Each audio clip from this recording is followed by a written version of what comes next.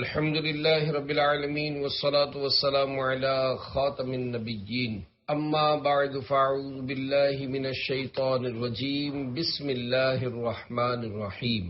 بیماری کے فضائل، درود شریف کی فضیلت۔ فرمان آخری نبی صلی اللہ علیہ وآلہ وسلم، جسے کوئی مشکل پیش آئے اسے مجھ پر کثرت سے درود پڑھنا چاہیے، کیونکہ مجھ پر درود پڑھنا مصیبتوں اور بلاؤں کو ٹالنے والا ہے۔ دکھوں نے تم کو جو گھیرا ہے تو درود پڑھو، جو حاضری کی تمنا ہے تو درود پڑھو۔ صلو علی الحبیب صلی اللہ علی محمد۔ حالت مرض میں صحت والی نیکیوں کا ثواب۔ صحابی رسول حضرت عبداللہ بن مسعود رضی اللہ عنہ فرماتے ہیں، میں رسول اللہ صلی اللہ علیہ وآلہ وسلم کی خدمت میں حاضر تھا کہ آپ صلی اللہ علیہ وآلہ وسلم مسکرائے۔ ہم نے عرض کیا، یا رسول اللہ صلی اللہ علیہ وآلہ وسلم، آپ کس چیز کے سبب مسکرائے؟ ارشاد فرمایا، بندہ مومن کے لیے کتنی عجیب بات ہے کہ وہ بیماری میں روتا ہے۔ اگر وہ جان لیتا کہ اس کے لیے اس بیماری کے بدلے میں کیا یعنی کتنا اجر و ثواب ہے تو وہ پسند کرتا کہ بیمار ہی رہے یہاں تک کہ اپنے رب سے ملے۔ پھر آپ صلی اللہ علیہ وآلہ وسلم دوبارہ مسکرائے اور اپنا سر آسمان کی طرف اٹھایا۔ ہم نے عرض کیا، یا رسول اللہ صلی اللہ علیہ وآلہ وسلم، آپ کس وجہ سے مسکرائے؟ اور اپنا سر مبارک آسمان کی طرف اٹھایا۔ ارشاد فرمایا، میں نے دو فرشتوں کو دیکھا جو آسمان سے اترے اور بندہ مومن کو اس کی نماز پڑھنے کی جگہ تلاش کرنے لگے۔ جب اس کو نہ پایا تو اللہ پاک کی بارگاہ میں حاضر ہو کر عرض کیا، یا اللہ پاک، ہم تیرے فلاں بندے کے دن رات کے فلاں نیک اعمال لکھتے تھے، اب ہم نے اس کو تیری قید یعنی بیماری میں پایا، لہذا ہم نے اس کے کوئی نیک اعمال نہیں لکھے۔ اللہ پاک نے ارشاد فرمایا، میرے بندے کے وہ تمام نیک اعمال لکھو جو وہ دن اور رات میں کرتا تھا، اور اس میں سے کچھ کم نہ کرو جب تک وہ میری قید میں ہے۔ حضرت علامہ عبدالرؤف مناوی رحمۃ اللہ علیہ اس حدیث پاک کی شرح میں لکھتے ہیں، اللہ پاک جب کسی بندے کو بیماری میں مبتلا فرماتا ہے تو اس کے سبب اسے گناہوں کی گندگی سے پاک کرتا اور صبر کرنے والوں کا ثواب عنایت فرماتا ہے۔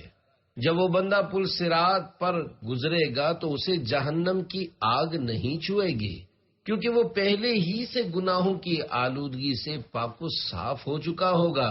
پھر وہ جنت میں داخل ہوگا تو اسے صبر کرنے والوں کے درجات پر بلند کیا جائے گا، اور اگر وہ دنیا میں گناہوں کی آلودگی سے پاک و صاف نہیں ہوا ہوگا تو جب قیامت کے دن آئے گا تو جہنم کی آگ اس کے انتظار میں ہوگی، لہذا وہ پل صراط سے اچانک اٹھا لیا جائے گا تاکہ اس سے گناہوں کی گندگی دور کی جائے، کیونکہ گناہوں کی آلودگیوں سے پاک و صاف لوگ ہی نیکوں کے گھر اور اللہ پاک کے پڑوس یعنی جنت کے لائق ہیں۔ پیارے پیارے اسلامی بھائیوں، اس روایت سے تندرست لوگوں کو ترغیب حاصل کرنی چاہیے کہ وہ تندرستی کی حالت میں زیادہ سے زیادہ نیک اعمال کی عادت بنائیں، فرض نمازوں کے ساتھ ساتھ نوافل کی کثرت کریں، اٹھتے بیٹھتے چلتے پھرتے ذکر و درود کرتے رہیں، فرض روزوں کے ساتھ ساتھ نفل روزے رکھنے کی بھی عادت بنائیں۔ الغرض تندرستی کی حالت میں خوب نیکیاں کرتے رہیں گے تو بیماری کے دنوں میں اللہ پاک کی رحمت سے ان نیکیوں کا ثواب بھی ملتا رہے گا جن کی تندرستی کی حالت میں کرنے کی عادت تھی، مگر اب بیماری کے سبب نہیں کر پا رہے۔ میرے آقا اعلی حضرت امام اہل سنت مولانا شاہ امام احمد رضا خان رحمت اللہ علیہ کیا خوب لکھتے ہیں، وہ تو نہایت سستا سودا بیچ رہے ہیں جنت کا، ہم مفلس کیا مول چکائیں، اپنا ہاتھ ہی خالی ہے۔ صلو علی الحبیب صلی اللہ علی محمد۔ اللہ پاک کا زمین میں کوڑا۔ پیارے پیارے اسلامی بھائیوں، جسمانی بیماری بندہ مومن کے حق میں بارہا رحمت ہوا کرتی ہے، جس سے اس کے گناہ معاف اور درجے بلند ہوتے ہیں۔ کئی احادیث مبارکہ میں بیماری کے فضائل بیان کیے گئے ہیں۔ انبیاء کرام علیہم السلام گناہوں سے معصوم ہوتے ہیں۔ اللہ پاک کے نیک بندوں یعنی انبیاء کرام علیہم السلام، صحابہ کرام علیہم الرضوان اور اولیاء کرام رحمت اللہ علیہم کی خدمتوں میں امراض یعنی بیماریوں کی حاضری ان کے درجات کی بلندی کا باعث ہوتی ہے، اور ان نیک حضرات کے امراض پر صبر کے واقعات ہم گناہگاروں کے لیے ترغیب کا سبب ہوتے ہیں۔ اللہ پاک کے محبوب صلی اللہ علیہ وآلہ وسلم نے ارشاد فرمایا، المرض صوت اللہ فی الارض یؤدب به عبادہ، یعنی بیماری اللہ پاک کا زمین میں کوڑا یعنی ویپ ہے، جس کے ذریعے وہ اپنے بندوں کی اصلاح فرماتا ہے۔ حضرت علامہ عبد الرؤف مناوی رحمت اللہ علیہ اس حدیث پاک کی شرح میں لکھتے ہیں، کیونکہ بیماری کے سبب نفس امارہ کی آگ بجھ جاتی ہے اور یہ نفسانی خواہشات کی لذت کو ختم کر کے رکھ دیتی ہے۔ جس نے اس بات یعنی بیماری اللہ پاک کا زمین میں کوڑا ہے جس کے ذریعے وہ اپنے بندوں کی اصلاح فرماتا ہے کو یاد کر لیا، اس کے لیے اللہ پاک کی رضا پر راضی رہنے کا دروازہ کھل جاتا ہے۔ جتنی لذتیں زیادہ اتنی سختیاں زیادہ۔ اے عاشقان رسول، خوشی ہو یا غمی، بیماری ہو یا تندرستی، ہمیں ہر حال میں اللہ پاک کی رضا پر راضی رہنا چاہیے، اور صبر کا ذہن بنانے کے لیے یہ سوچنا چاہیے کہ اگر اس دنیاوی مصیبت میں مبتلا ہو کر آخرت میں ملنے والی سزا ابھی دنیا میں دی جا رہی ہے تو خدا کی قسم بڑے سستے میں چھوٹ رہے ہیں، کیونکہ آخرت کا عذاب کسی سے برداشت ہو نہیں سکتا۔ اور ہاں، خوشحالی و مالداری کی حالت میں بھی اللہ پاک سے ڈرتے رہنا چاہیے کہ کہیں آخرت میں ملنے والی نعمتوں کا بدلہ دنیا میں ہی تو نہیں مل رہا۔ طرح طرح کی لذیذ ڈشیں کھانے والوں، عالی شان مکانات بنانے والوں اور خوب عیش کی زندگی گزارنے والوں کو بہت زیادہ ڈرنا چاہیے، کہ منہاج العابدین میں ہے، موت کی سختیاں زندگی کی لذتوں کے مطابق ہوتی ہیں، تو جس کی یہ لذتیں زیادہ ہوں گی اس کی وہ سختیاں بھی زیادہ ہوں گی۔ مومن کامل کی شان۔ پیارے پیارے اسلامی بھائیوں، یقیناً ہم یہ فیصلہ نہیں کر سکتے کہ جو کبھی بیمار یا پریشان نہیں ہوا وہ اللہ پاک کا ناپسندیدہ ہی ہے، یا جس کے پاس دنیاوی نعمتوں کی کثرت ہے اس کو آخرت کی نعمتوں سے حصہ نہیں ملے گا۔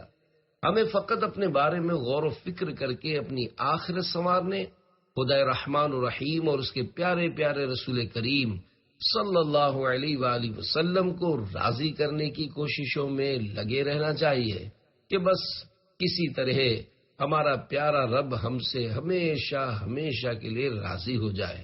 ہر حال میں اللہ پاک کی اطاعت و فرما برداری میں مصروف رہنا مومن کی شان ہے۔ مومن کامل کے لیے اس کے ہر معاملے میں غور و فکر اور عبرت کے بے شمار پہلو ہیں۔ ان میں غور و فکر کر کے ہر لمحہ گناہوں سے مکمل طور پر بچنے کی کوشش کرتے رہنا چاہیے۔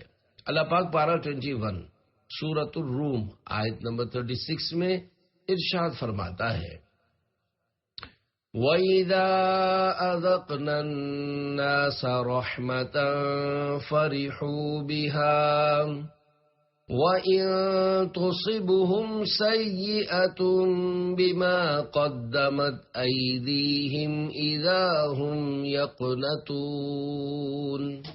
ترجمہ کنز العرفان۔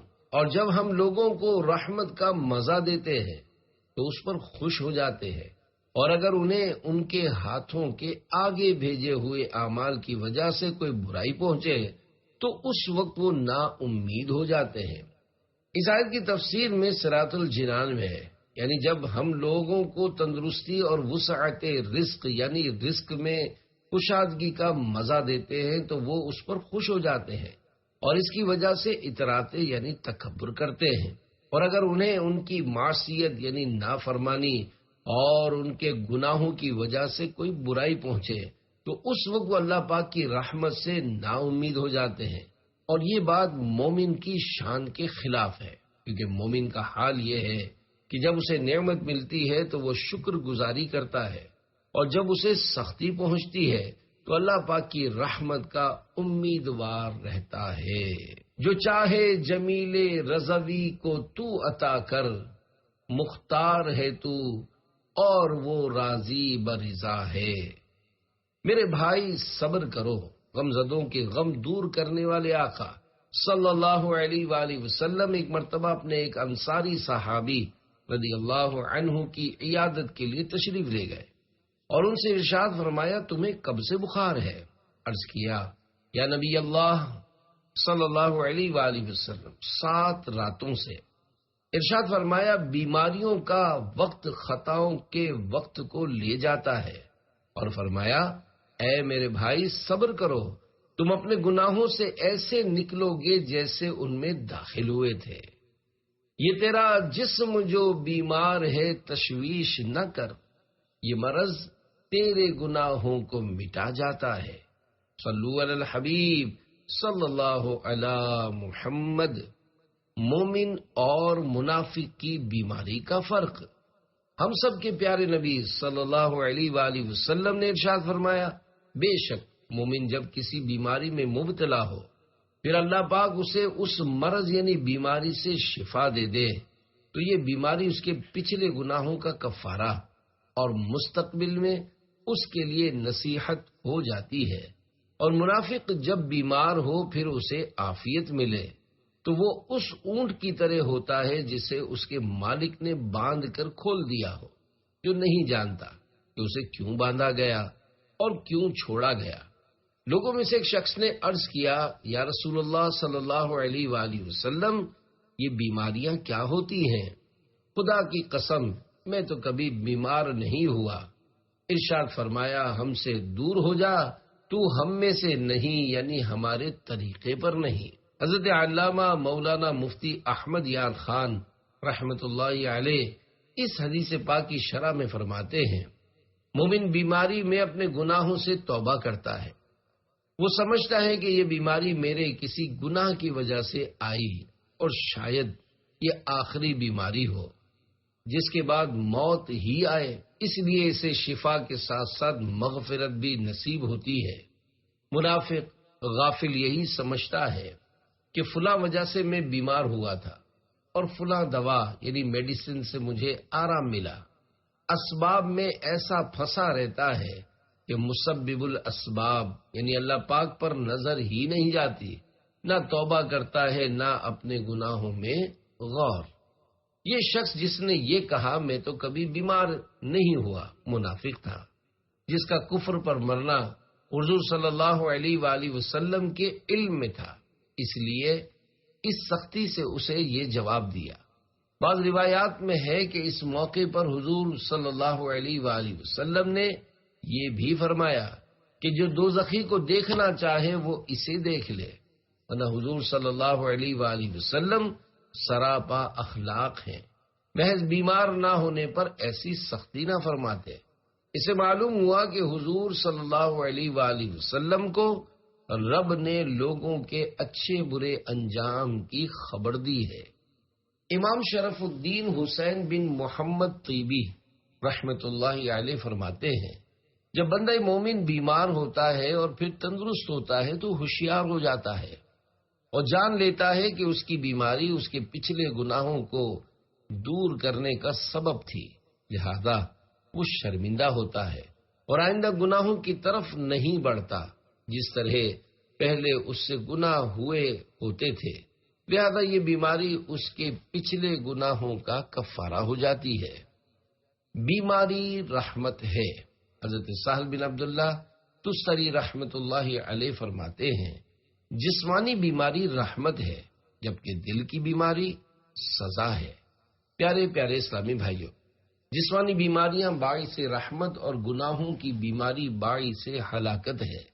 یقین مانیے، فلمیں ڈرامے دیکھنا، گانے باجے سننا، رشوتوں کا لین دین کرنا، سودی و حرام ذرائع سے مال کمانا یا لقمہ حرام کھانا ایسی بدترین بیماری ہے جو کینسر اور دیگر جان لیوا بیماریوں سے کئی گنا زیادہ خطرناک یعنی ڈینجرس ہے، کیونکہ جسمانی بیماری زیادہ سے زیادہ جان لے گی، جبکہ گناہوں کی بیماری سے ایمان برباد ہو سکتا ہے، اور سر سے لے کر پاؤں تک جسمانی بیماریوں میں مبتلا شخص کفر کی بیماری میں مبتلا ہونے والے سے بہت کم نقصان میں ہے، کیونکہ کفر پر مرنے کی صورت میں ہمیشہ ہمیشہ کے لیے عذاب جہنم کا سامنا ہوگا، جو کہ ناقابل برداشت ہے۔ ہر وہ تکلیف دہ چیز جس کا تصور کیا جائے اس یعنی اللہ پاک کے بے انتہا عذاب کا ایک ادنا یعنی معمولی حصہ ہے۔ مثلا کسی آلے سے زندہ انسان کے ناخن کھینچ لینا، کسی پر چھریوں اور لاٹھیوں سے ضربے لگانا، کسی کے اوپر وزندار گاڑی چلا کر اس کی ہڈیاں چکنا چور کر دینا، کسی کے سر کے بال پکڑ کر اس کے کھلے منہ میں بندوق کی گولی چلا دینا، آدھا کاٹ کر نمک مرچ چھڑکنا، زندہ کھال ادھیڑنا، بغیر ہوش کیے آپریشن کرنا، یا مختلف بیماریوں کی تکالیف مثلا سر درد، بخار، پیٹ کا درد یا خطرناک بیماریاں مثلا دل کا دورہ یعنی ہارٹ اٹیک، سرطان یعنی کینسر، گردے کی پتھری کا درد، خارش، شدید گھبراہٹ وغیرہ وغیرہ، جو بھی امراض یا مصائب و آلام دنیاوی جن کا تصور ممکن ہے وہ جہنم کی تکلیفوں کے مقابلے میں کچھ بھی نہیں۔ بالفرض دنیا کی ساری بیماریاں اور مصیبتیں کسی ایک شخص پر جمع ہو جائے تب بھی جہنم کے سب سے ہلکے عذاب کے برابر نہیں ہو سکتی۔ ہم اللہ پاک کی بارگاہ میں دعا کرتے ہیں کہ وہ ہمیں ایک لمحے کے کروڑویں حصے کے لیے بھی کفر کی بیماری میں مبتلا نہ فرمائے، بلکہ ہمیں گناہوں کی بیماری سے بھی محفوظ فرمائے، کیونکہ گناہ کفر کے قاصد ہیں۔ نسأل اللہ العفو والعافیہ، یعنی ہم اللہ پاک سے معافی و عافیت کا سوال کرتے ہیں۔ ہر گناہ سے بچا مجھ کو مولا، نیک خصلت بنا مجھ کو مولا، تجھ کو رمضان کا واسطہ ہے، یا خدا تجھ سے میری دعا ہے۔ بیمار ہوئے بغیر موت، اللہ پاک کے پیارے پیارے آخری نبی مکی مدنی محمد عربی صلی اللہ علیہ وآلہ وسلم کے زمانے یعنی ظاہری حیات مبارکہ میں ایک صاحب فوت ہوئے تو کسی نے کہا اسے مبارک ہو کہ وہ کسی مرض میں مبتلا ہوئے بغیر فوت ہو گیا۔ تو نبی کریم صلی اللہ علیہ وآلہ وسلم نے یہ سن کر ارشاد فرمایا، تم پر افسوس ہے، تمہیں کیا خبر کہ اگر اللہ پاک اسے کسی مرض میں مبتلا فرماتا تو اس کے سبب اس کے گناہ مٹا دیتا۔ میراث میں ہے، یہ قائل یعنی مبارکباد دینے والے سمجھتے تھے کہ بیماریاں رب کی پکڑ ہیں اور تندرست رہنا اس کی رحمت، اس لیے بطور مبارکباد یہ عرض کیا۔ اسی خیال پر حضور صلی اللہ علیہ وآلہ وسلم نے ناراضی کا اظہار فرمایا، یعنی مومن کی بیماری خصوصاً بیماری موت یعنی وہ مرض جس میں انسان کی موت واقع ہو جائے، وہ بھی اللہ پاک کی رحمت ہے کہ اس کی برکت سے اللہ پاک گناہ معاف کرتا ہے، نیز بندہ توبہ وغیرہ کر کے پاک و صاف ہو جاتا ہے، لہذا بیمار ہو کر مرنا بہتر۔ حدیث پاک میں ہے، بے شک اللہ پاک اپنے مومن بندے کو بیماری میں مبتلا فرماتا ہے یہاں تک کہ اس کے سارے گناہ مٹا دیتا ہے۔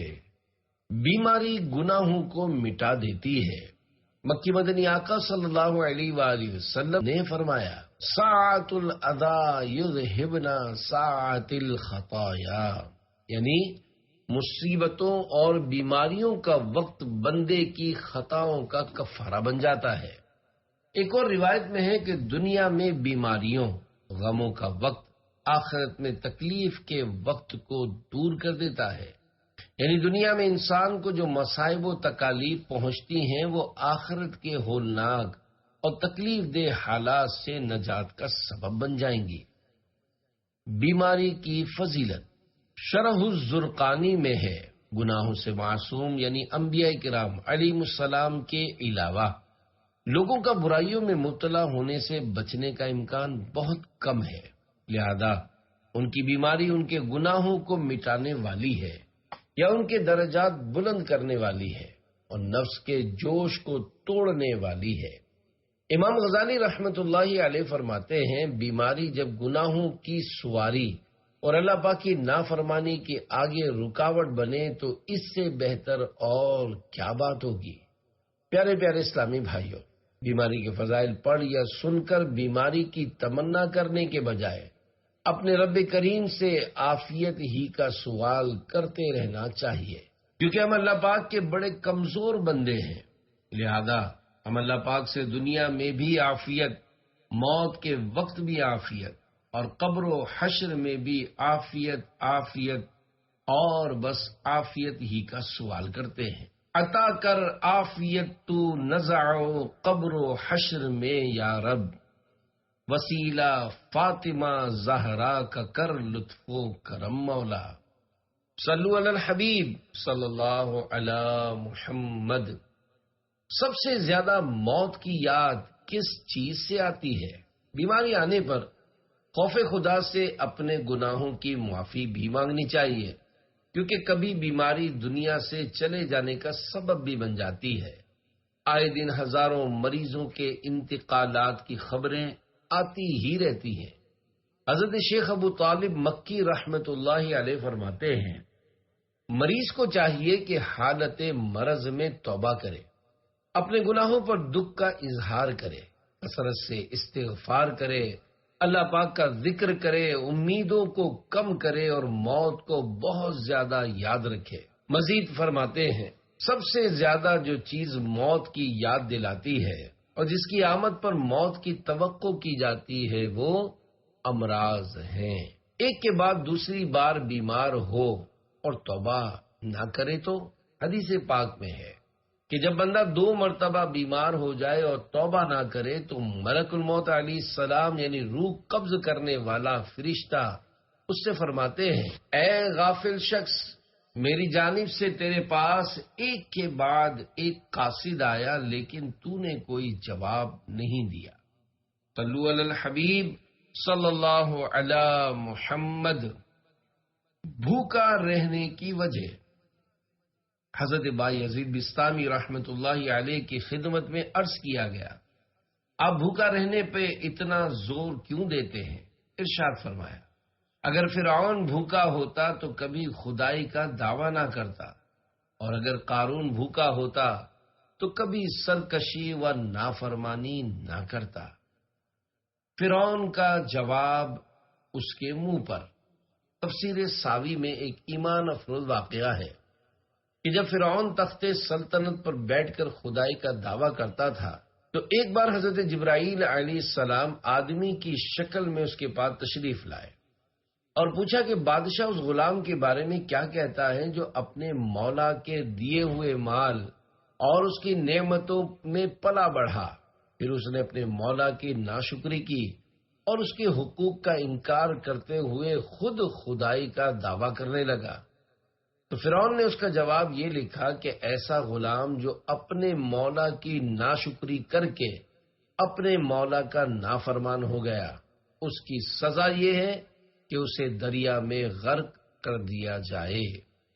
چنانچہ جب فرعون اپنے ساتھیوں کے ساتھ حضرت موسیٰ کلیم اللہ علیہ السلام کا پیچھا کرتے ہوئے دریا کے بیچ میں پہنچا اور دریا آپس میں مل گیا تو فرعون کے ڈوبتے وقت حضرت جبرائیل علیہ السلام نے فرعون کو اسی کا دستخط یعنی سگنیچر کیا ہوا وہ جواب دکھایا اور پھر وہ دریائے نیل میں غرق ہو گیا۔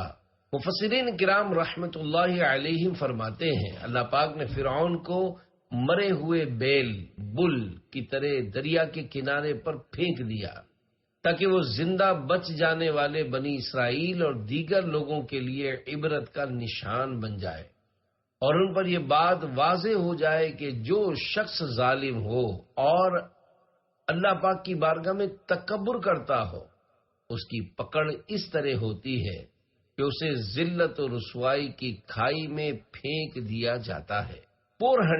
400 سال سے زائد عمر پانے والا بادشاہ۔ پیارے پیارے اسلامی بھائیوں، مصر کے بادشاہوں کا لقب یعنی ٹائٹل فرعون ہوا کرتا تھا۔ حضرت سیدنا موسیٰ کلیم اللہ علیہ السلام کے زمانے کے فرعون کا نام ولید بن مصعب بن ریان تھا۔ یہ بدبخت نہایت ہی ظالم اور سرکش تھا اور اپنے آپ کو خدا کہتا تھا۔ اس کی عمر 400 سال سے زیادہ ہوئی۔ کہتے ہیں فرعون دن بھر خدائی کا دعویٰ کرتا اور رات کو دعا و زاری یعنی اللہ پاک کی بارگاہ میں رونے میں مشغول رہتا۔ اسی سبب سے اس کا رعب و دبدبا اور سلطنت و حکومت لمبی مدت تک قائم رہی۔ فرعون کی محرومی۔ حضرت بی بی آسیہ رضی اللہ عنہا نے، جو کہ فرعون کی بیوی تھیں، جب دریا میں بہتے ہوئے ایک صندوق یعنی باکس کو دیکھا اور اس میں چاند سا چہرہ چمکاتے ہوئے بچے پر نظر پڑی جو حضرت موسیٰ کلیم اللہ علیہ السلام تھے، تو فرعون سے کہا، قرۃ عین لی ولک لا تقتلوہ۔ ترجمہ کنز العرفان، یہ بچہ میری اور تیری آنکھوں کی ٹھنڈک ہے، اسے قتل نہ کرو۔ تو فرعون نے کہا، تمہارے لیے ٹھنڈک ہوگی، مجھے اس کی کوئی ضرورت نہیں۔ اللہ پاک کے آخری نبی صلی اللہ علیہ وآلہ وسلم نے ارشاد فرمایا، خدا کی قسم، اگر فرعون بھی اس بات کا اقرار کر لیتا کہ یہ بچہ میرے لیے بھی ٹھنڈک ہو، جیسا کہ حضرت بی بی آسیہ رضی اللہ عنہا نے اپنے لیے فرمایا، تو ضرور اللہ پاک اسے ہدایت عطا فرما دیتا، جیسا حضرت آسیہ رضی اللہ عنہا کو ہدایت عطا فرمائی۔ سارا مصر غلام کو دے دیا۔ خلیفہ ہارون الرشید رحمت اللہ علیہ نے جب پارہ 25 سورۃ الزخرف آیت نمبر 51 کی تلاوت کی، وَنَادَى فِرْعَوْنُ فِي قَوْمِهِ قَالَ يَا قَوْمِ أَلَيْسَ لِي مُلْكُ مِصْرَ وَهَٰذِهِ الْأَنْهَارُ تَجْرِي مِن تَحْتِي افلا تبصرون۔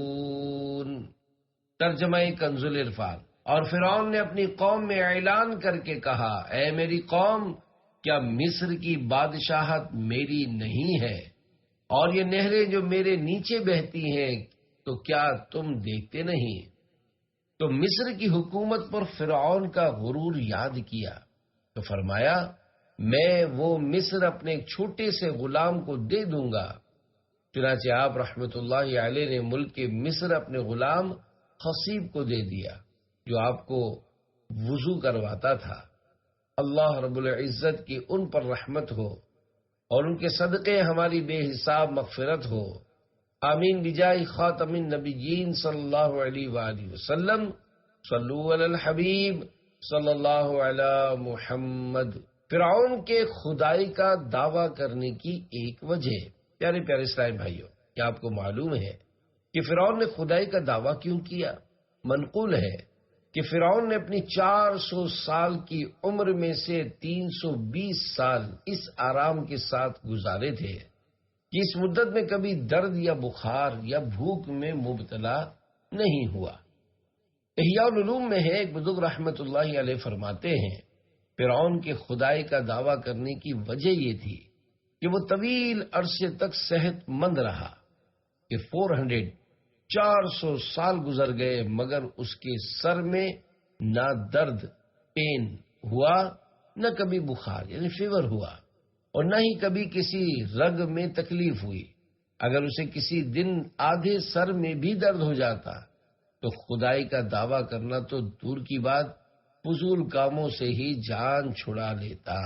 اللہ پاک کی خفیہ تدبیر سے غافل شخص۔